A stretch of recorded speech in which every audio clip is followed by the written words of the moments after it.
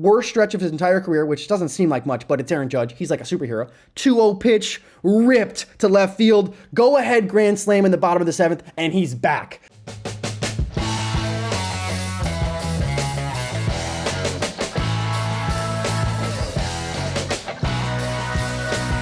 Hello, everybody, and welcome back to another episode of the Bobby Valentine Sports Show. I'm your host, Frank Rampin. 2 more weeks left until the MLB postseason is here.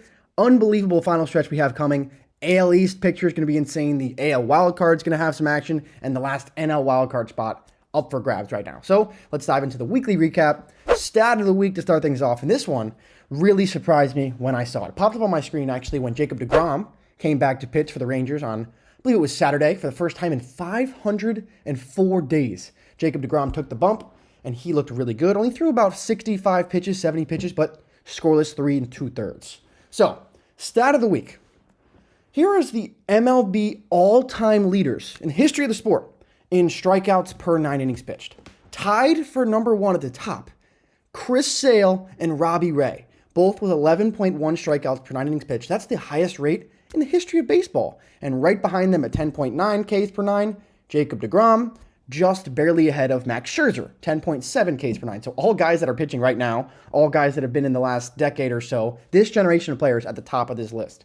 Pretty crazy. I guess strikeouts is the new norm, but was a little bit surprised to see that. And Jacob deGrom and Max Scherzer pitched Saturday and Sunday this weekend for the Rangers.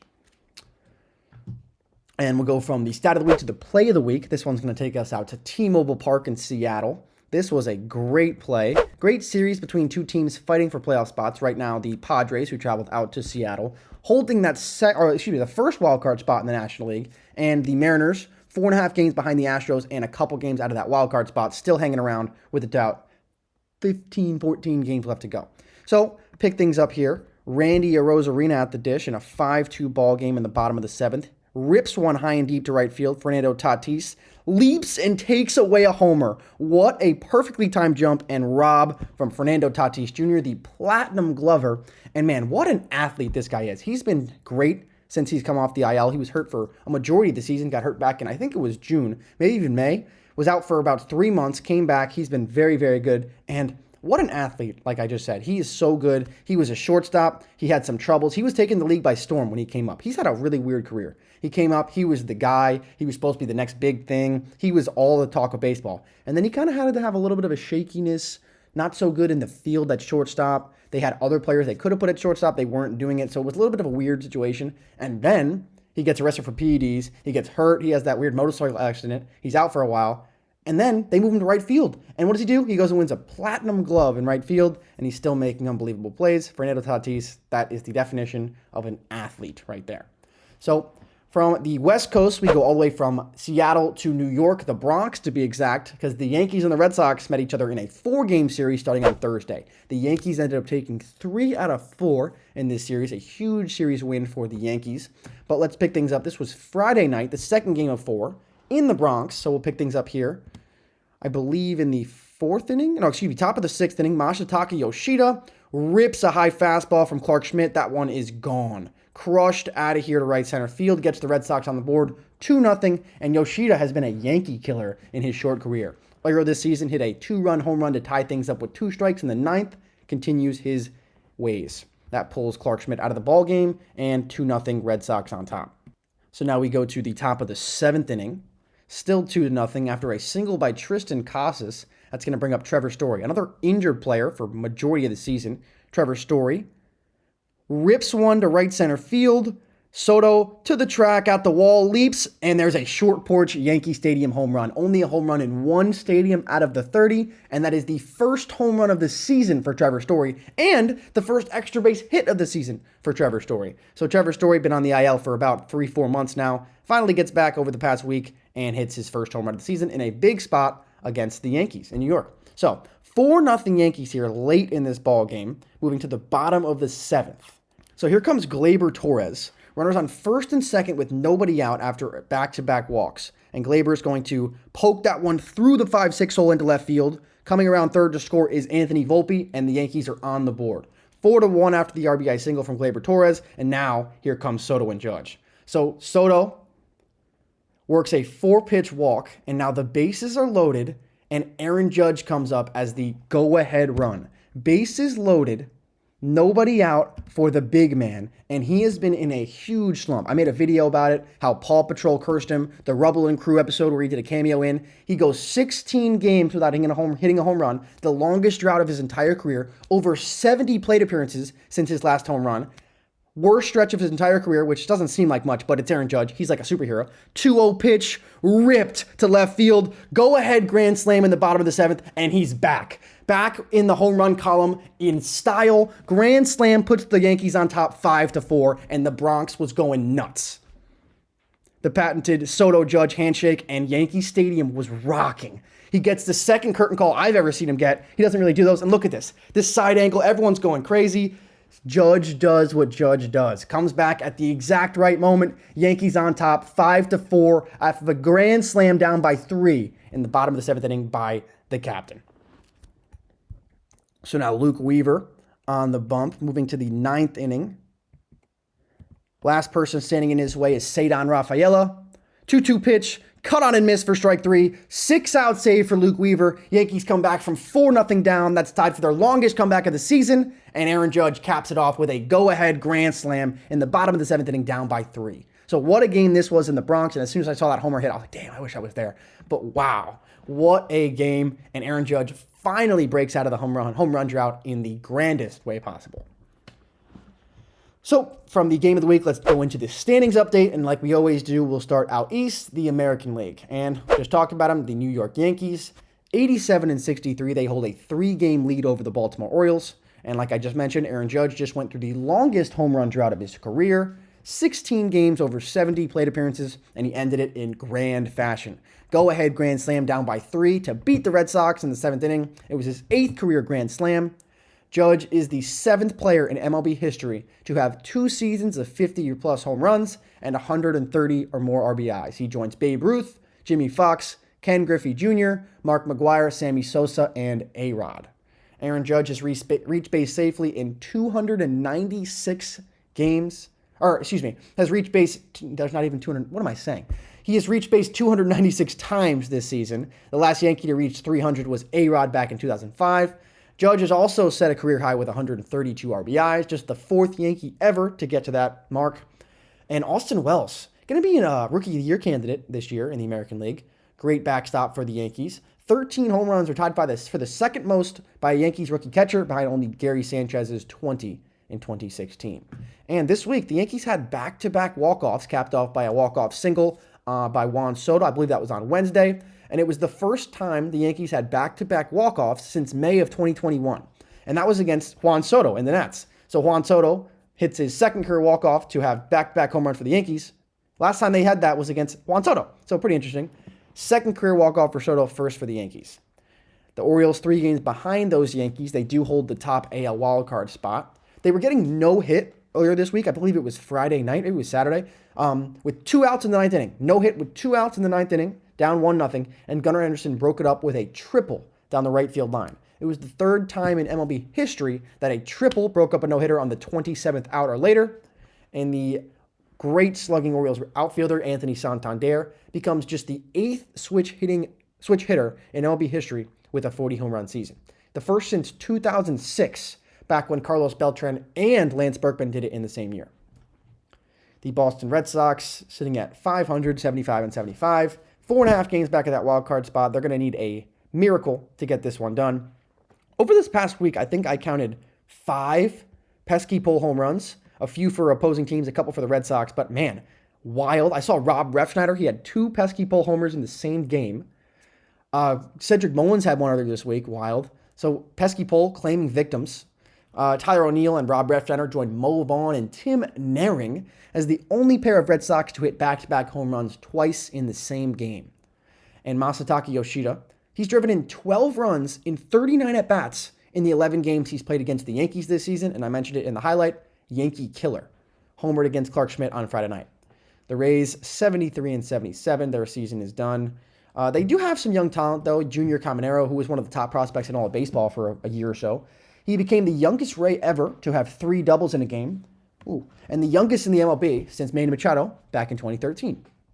And to wrap out the AL East, the Blue Jays Bowden Francis, man, he's had a tough few weeks. He just lost his second no-hitter in his last 4 starts in the ninth. What? 2 times in his last 4 starts, he's lost a no-hitter in the ninth inning off of a leadoff homer. Crazy. He's the first pitcher to lose 2 no-hit bids in the ninth inning or later with a home run in the same season in the expansion era since 1961. He's the first pitcher with multiple no-hit bids of 8+ innings in the same season since 2015. And he's the first pitcher to lose 2 no-hit bids in the ninth inning in the same season since Nolan Ryan in 1989. To the National League East we go. The Philadelphia Phillies with the best record in baseball by about 2 games. 9-game lead in the National League East. Kyle Schwarber just hit his 14th leadoff home run of the season. That breaks Alfonso Soriano's all-time record for the most leadoff home runs in a season. And Schwarber has 7 home runs in September. That leads all of baseball. The Phillies did just take a huge series against the Mets this weekend. Took 2 out of 3. JT Realmuto capped that series off with a walk-off single to take them down 2-1. JT's 6th career walk-off hit, his first one since 2021. The Atlanta Braves are tied with the Mets for the final wildcard spot going into the final 2 weeks. Chris Sale has been an absolute animal. He's going to win the Cy Young this year. He's leading the league in strikeouts, ERA, and innings pitched. Unbelievable. Chris Sale has allowed 2 or fewer earned runs in each of his last 17 starts. That's tied with Walter Johnson for the most ever. I wrote that wrong. Bear with me. Sorry, people. So the New York Mets are tied with the Atlanta Braves as well for that final wildcard spot, but the Mets have the hardest remaining schedule in the league. They just lost 2 out of 3 to the Phillies, who are the best team in the league, and they have 4 more against that Phillies team, 3 against the Braves, which is a massive series. They do play the Nationals this week, though, to start it off, so they need 3 wins against them. They came back to win the game, so I just talked about Bowden Francis losing his second no-hitter in 4 starts in the ninth inning off of a leadoff home run. That leadoff home run was hit by Mr. Met this year, the MVP candidate, Francisco Lindor. Been so good for this team. So, top of the ninth inning, Mets are down 1-0, Bowden Francis throwing a no-hitter. Lindor, 0-2 the count, rips one homer, tie the game. Unbelievable. Ties the game, ends the no-hitter. The Mets are the only team in the MLB in the modern era to score 6 or more runs in the ninth inning after having no hits and no runs through 8. And the Mets have 5 wins after being no-hit through 8 innings in their franchise history. That's the most by any team since 1961, which is the first year of the Mets. Crazy.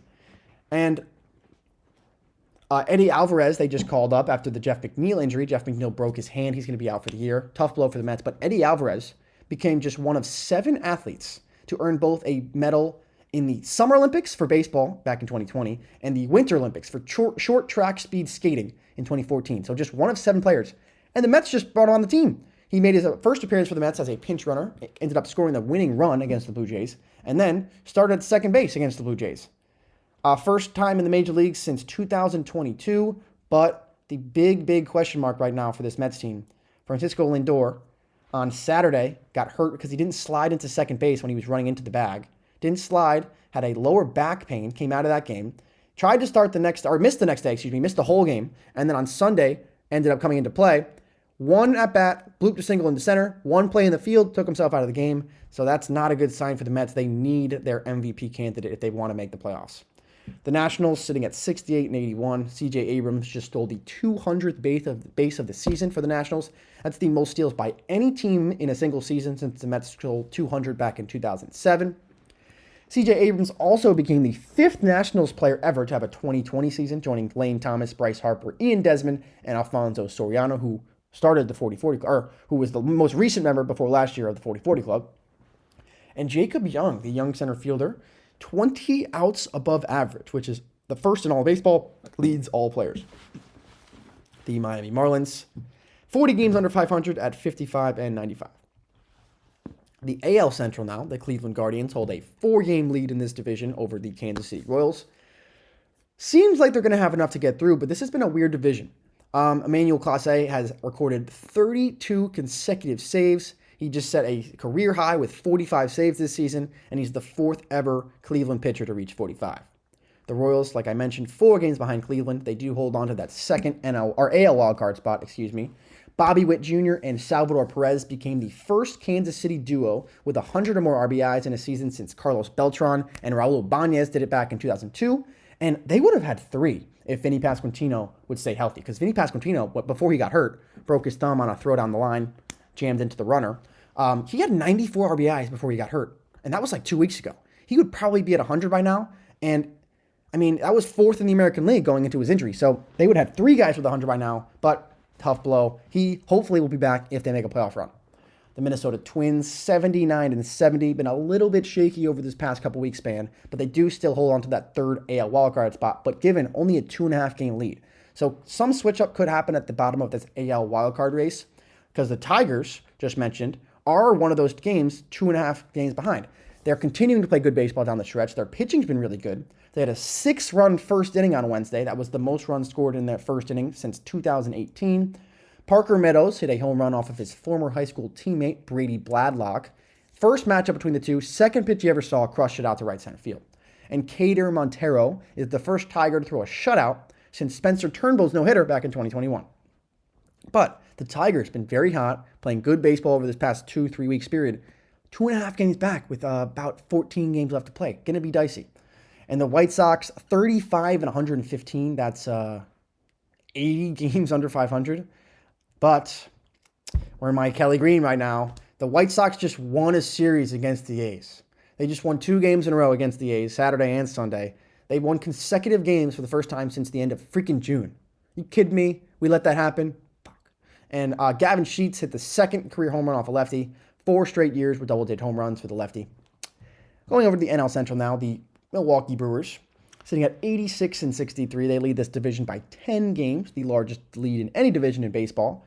Jackson Chourio, the 20-year-old sensation, became the first player ever to have a 2020 season before the age of 21. Mike Trout was so close to doing this in 2012, where he hit his 20th home run on his 21st birthday. So it was literally one day too late for Mike Trout, but Jackson Chourio, the first ever 20-year-old with a 2020 season. Chicago Cubs, 5 games back at that National League wildcard spot, the final one. Pete Crow Armstrong had an unbelievable game against the Dodgers last week. Literally saved the game. He made 4 crazy defensive plays. One where he ran about 108 feet to slide and catch one against Ohtani. Another one where he kind of lost it in the lights, made a backhand play. And then he robbed a home run to end the game. And that home run hit somebody's hat in the stands. What concentration. PCA 12 outs above average. That's 4th among National League outfielders. He's been great. The Cardinals, 74-75. They are done pretty much. 7 games back of the final wildcard spot. They would need some sort of absolute miracle.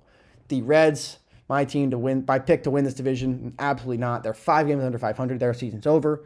They did just call up Rhett Lauder about a couple weeks ago, and he's been pretty good. Picked up his first career win on Tuesday, though. 5 scoreless innings pitched, 3 strikeouts. He's got a 1.74, 17 strikeouts, 9 walks, no home runs through 4 career starts. So Rhett Lauder's been pretty good. Ellie De La Cruz hit his first career grand slam for his 100th career extra base hit, and he became the youngest Red with a grand slam since 2008. And to wrap this division up, the Pirates sitting at 71-78. Not going to make the playoffs. That 10-game losing streak about a month ago killed them. Paul Skeens sits at 10-2 with a 2.1 ERA, 120 innings pitched, 151 strikeouts, which is the most by a Pirates rookie in franchise history. 5th pitcher since 1893 with 150 strikeouts in 20 games or fewer. And Monday versus the Marlins, he had 6 innings pitched, 6 hits, 1 run, 9 strikeouts. Skeens is the fourth pitcher with 150 strikeouts and a whip under 1 through the first 20 starts since 1900. And the most strikeouts through the first 20 games since 1893, which was the year they moved the mound to its now distance. Kerry Wood in first place with 179. Then Hideo Nomo with 175. Dwight Gooden at 162. Mark Pryor 154. And then Paul Skeens with 151. And Paul Skeens is the only one of these pitchers on this list that has walked fewer than 40 batters. He's only walked 31 in those 20 games. And Paul Skeens has the 5th lowest ERA by a rookie starting pitcher since 1974 and a minimum of 100 innings pitched. Cal Edward has the best with 1.79. Then Bob Welch with 2.02. Dave Righetti at 2.05. And there is Paul Skeens at 2.1. Ahead of Francisco Liriano's 2.16. Chris Davinsky's 2.16. And Jose Fernandez 2.19 back in 2013. And my boy, Andrew McCutchen, could be seeing the final 2 weeks of the career of Andrew McCutchen. Hopefully that's not the case, but it might be. His final series is against the Yankees in New York, so I think I'm going to have to go see him. McCutchen just hit his 20th home run of the season on Tuesday, his 8th season with 20 home runs. second most in Pirates history, only behind Willie Stargell, who had 15 seasons. So the Pittsburgh legend, Andrew McCutchen, continues to do great things. Roberto Clemente Day was yesterday, too. AL West, the Astros lead by 4.5 games. I told you, man. I told you. All year long, they were playing nah. And then as soon as June came around, they were great. They've been hanging on to this division for like the last month and a half now. Seattle, they still can't really hit. 77 and 73, though, still alive. They're 4.5 games back of Houston, like I just mentioned, but they're only 2.5 games back of Minnesota for that final wildcard spot. And Cal Raleigh just became the 5th ever catcher, or excuse me, 1, 2, 3, 4, 5, 6th catcher ever to have consecutive 30 home run seasons. Cal Raleigh just did it back-to-back years, 23 and 24. Todd Hundley did it for the Mets back in 96 and 97. Mike Piazza did it for the Mets and the Dodgers from 1995 all the way to 2003. Mickey Templeton did it from 91 to 93 for Detroit. Roy Campanella did it back-to-back years for the Brooklyn Dodgers in 1950 and 51.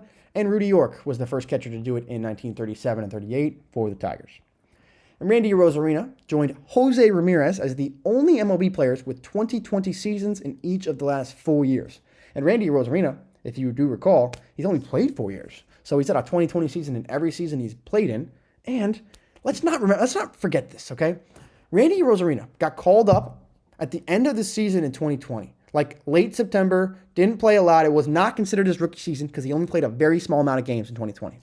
In 2020, the Rays went to the World Series. Randy Arozarena led them to the World Series with arguably the greatest postseason run in the history of the sport. Broke the home run record. At the time, he broke the RBI record. Got broke last season. But, I mean, Jesus. This guy's been great. He's only been in the league for 4 years. The Texas Rangers, they will be a new champion this year. The Rangers are not going to make the playoffs. They are 8 games under 500. Ow. I just punched my table by accident. Oh, my gosh. My bad. Just distracted myself. But the Rangers will not be making the playoffs. Dang, that was painful. Kumar Rocker, though, made his highly anticipated MLB debut on Friday night. 1,160 days after being drafted by the Mets. The Mets did not sign him. He became the first player of Indian descent to make his major league debut. And he had 17 whiffs. Not strikeouts. That would have been insane. 17 whiffs. Most by Rangers in their debut since pitch tracking began in 2008. I made my hand bleed from that. What a bozo. My Oakland A's sitting 30 games under 500, or 20 games under 500, 65 and 85. J.J. Bleday just passed Dave Henderson for the most doubles in a single season by a primary center fielder in Oakland history. 39 doubles, but now he's at 42. Most doubles in a season by a primary center fielder in A's franchise history was Al Simmons back in 1926 with 53. Brent Rooker became the first A with 100 RBIs in a season since Matt Olson back in 2021, when Matty O had 111 RBIs. There's Matty O. Lawrence Butler's hit streak has reached 20 games, and it just ended last night at 22. Longest hit streak by an A since Eric Burns also had a 22-game hit streak back in 2003.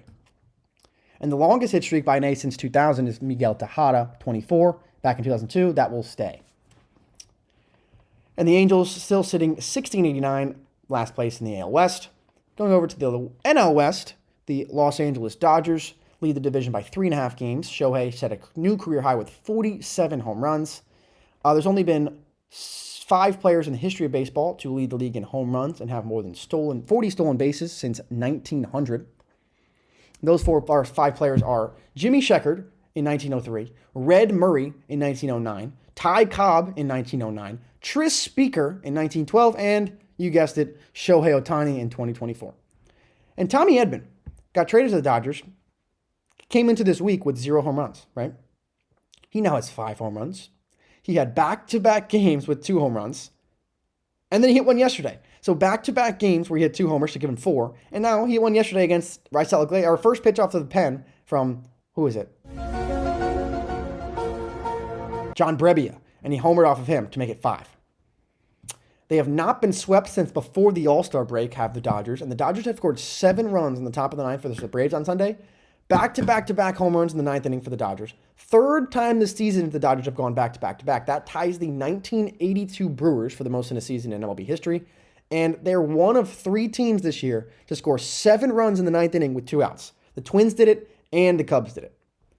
The Padres have been so good since the All-Star break, sitting at 85 and 65, 3.5 games behind LA. They do hold that top wild card spot. Manny Machado just Manny Machado just jumped to the top of the all-time leaderboard for home runs in Padres franchise history with 164. And Luis Arias, he just refuses to strike out. He's gone 29 games in a row without a strikeout, 135 plate appearances, and it's only 12 plate appearances away from the longest consecutive without a strikeout since 2000. Juan Pierre has that record with 147. The D-backs, 5 games back of the Dodgers, hold that second wildcard spot, continue to mash. Had a wild game yesterday where they were up 5-0, go down 7-5, tie the game back up. They go down 10-8 going into the bottom of the 10th inning, and they win the game 11-10. So the answer back, still the thing this year. The Giants, their season's over though, but 72-78. But wild thing happened yesterday in San Francisco at the Bay. Heliot Ramos became the first right-handed batter in Oracle Park history to hit a home run into McCovey Cove on the fly. The stadium was built in 2000, so 24 years in the making. Heliot Ramos, the first right-handed batter to go oppo taco on the fly into McCovey Cove. What a bomb that was, and it tied the game in the bottom of the 9th inning. It was a game-tying home run to lead off the 9th. That did end up losing in extras, but what a shot from Heliot Ramos. And the Rockies, 59-93, rounding out this division, and that's going to do it for us here. Hopefully you enjoyed this episode on the Valentine Sports Show. Just 2 more MLB episodes left until the season goes into the playoffs. A lot of things need to be answered until then, but we'll keep you updated. AL East is going to be awesome. AL West has a chance to be cool. The National League wild card race is going to be great, and so will the American League. So we'll keep you updated with all that good stuff. We'll be in every day with shorts and stuff, but make sure you tune in tomorrow. NFL podcast week 2. So I'm Frank Rampin. Hope you enjoyed this episode. Peace out.